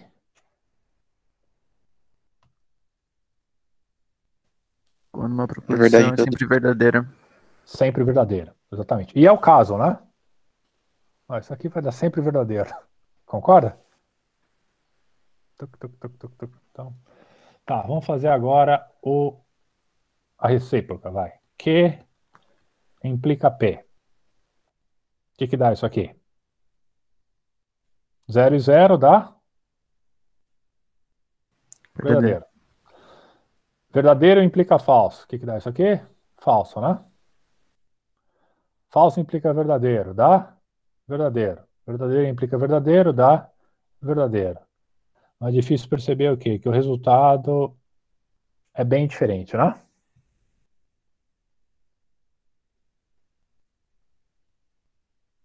Tá? Então, nem sempre a recíproca vale.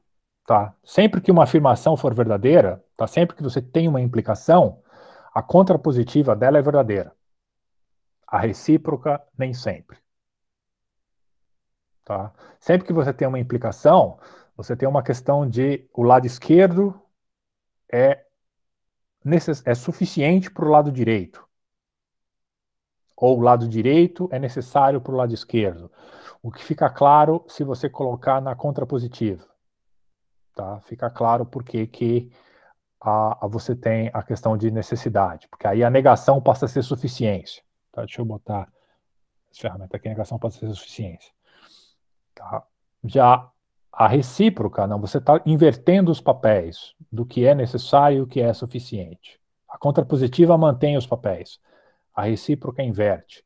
E aí, muitas vezes, uma condição que é necessária, ela não é suficiente, ou vice-versa. E a gente vai ver exemplos de várias delas nesse curso. Tá? A gente vai ver condições que são necessárias e suficientes ao mesmo tempo, vai ver condições que são só necessárias e condições que são só suficientes. Tá? Tudo isso baseado em exemplos. Mas exemplos mais interessantes do que simplesmente ficar fazendo tabela verdade. Para isso a gente precisa avançar um pouco no curso. Tá? Mas o fato que a gente chama atenção disso no começo é que, às vezes, quando você tem que provar que o P implica Q, é mais fácil provar que não Q implica não P. Tá? E é muito comum de alunos, no começo, confundirem a contrapositiva pela recíproca e acabarem provando, em vez de P implica Q, que Q implica P. Tá? Sendo que isso nem verdade é. Tá? Então, eu estou falando isso aqui só porque eu acho que nunca é demais falar nisso, isso ainda vai para o vídeo, mas é sempre bom bater o martelo nisso, porque o que mais acontece no começo quando você aluno tentando fazer prova de implicação direta e confundindo, em vez de provar contrapositiva, prova recíproca, ou vice-versa. Às vezes tem que provar às vezes tem que provar que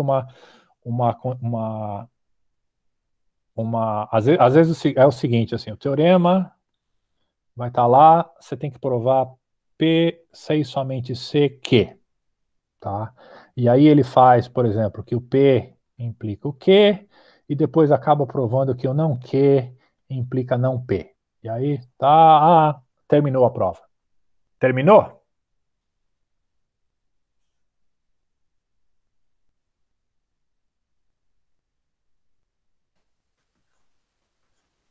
Não. O que aconteceu aqui? Provou duas vezes a mesma coisa. Tá? Isso também é bastante comum. Tá? Então, a confusão entre contrapositiva e recíproca é comum e por isso que a gente bate o martelo nela. Tá? Talvez em alguns momentos a gente vai usar as duas e a gente vai conseguir fazer uns exemplos um pouco mais concretos. Perguntas? Perguntas? Falei isso só porque o conceito de contrapositiva tinha aparecido. Lá. Acho que por enquanto tá de boa. Tá de boa? Então, alguém tem mais alguma pergunta por hoje?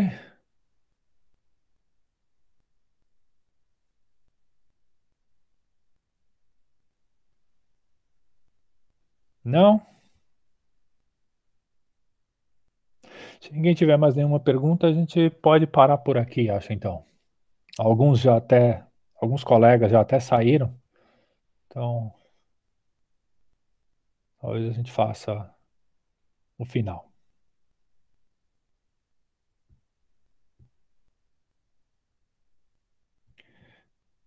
Então, tá. Boa noite. Boa noite, tudo de bom. Nos vemos na próxima e mais vídeos vão subindo lá. Tchau, tchau. Tchau. Valeu, professor. Ok, abraço, até.